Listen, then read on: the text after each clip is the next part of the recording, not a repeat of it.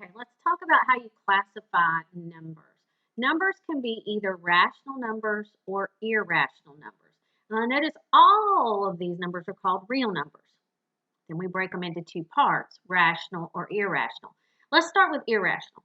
Irrational numbers are numbers that go on and on forever but do not repeat. So in other words, pi, 3.14, it keeps going and going and going and does not repeat.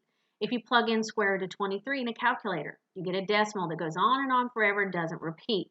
Those would be irrational numbers. Now on the other side, we have rational numbers. Those are broken into four categories. We start with natural numbers. Those are the numbers you learn to count with when you're a child. Then we include zero. When we include zero, we go from natural numbers to whole numbers. So in other words, the number 3 is a natural number. It's also a whole number. It's included. 0 is a whole number, but it is not a natural number. Now after we go and include 0, then we start to include some negatives. Now we've got integers, because we have -3, -2, -1, 0, 1, 2, 3, 4, 5, and so on. Now when you get to decimals and fractions, okay, now I'm not talking about fractions that are reduced, like 6/3 is 2. 2 is a natural number. It's also a whole number. It's also an integer. But a rational number is one that will not reduce to a whole number. So we're talking about fractions that don't reduce to a whole number, and we're talking about decimals, like 5/4. That can be written as 1 1/4, or it can be written as 1.25. That would be a rational number. So if you look over on the right here, they have it classified. All numbers are real. Then you're either going to be rational or irrational. Now, if you're an irrational number, you're done. That's your only classification. For rational numbers, those can be broken down. They can be broken down into non-integers, rational numbers, or they can be broken down into an integer. Remember, that's not a fraction or a decimal. Integers can be broken down again into negative integers or positive integers, which we call whole numbers.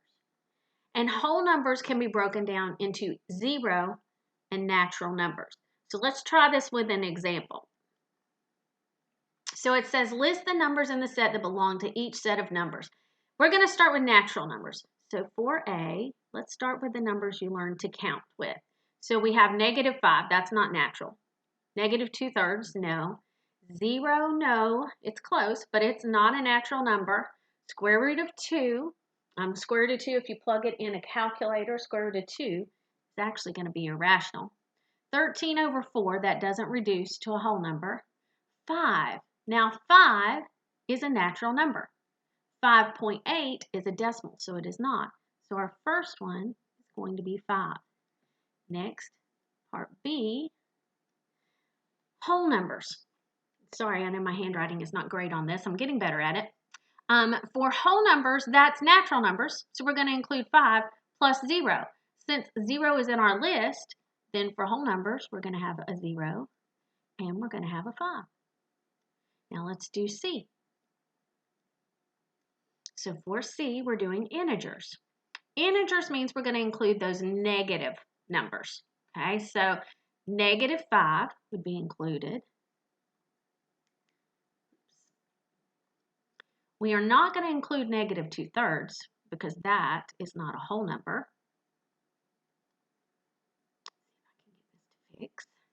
Let's see.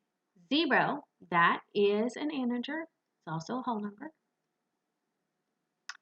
Square root of 2, we've already said that's irrational. 13/4, that one is not irrational. It doesn't go on forever, but it's not an integer.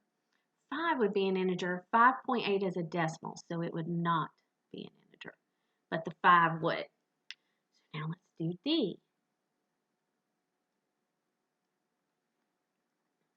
Okay, so for D, we're going to talk about rational numbers. Rational numbers means we're going to include those fractions and decimals. So -5 is still included. This time we're going to do the -2/3. Now that is a decimal that repeats, so we count it as rational. The 0 will still be included. The square root of 2 is not. That one's irrational.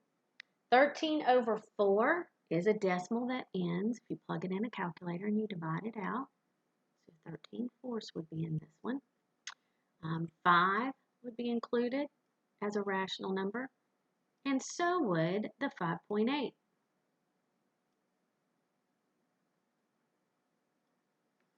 Next is irrational numbers. We've been talking about those. The only one that is a decimal that repeats is going to be that square root of 2. And the last one is real numbers. And real numbers would be all of them.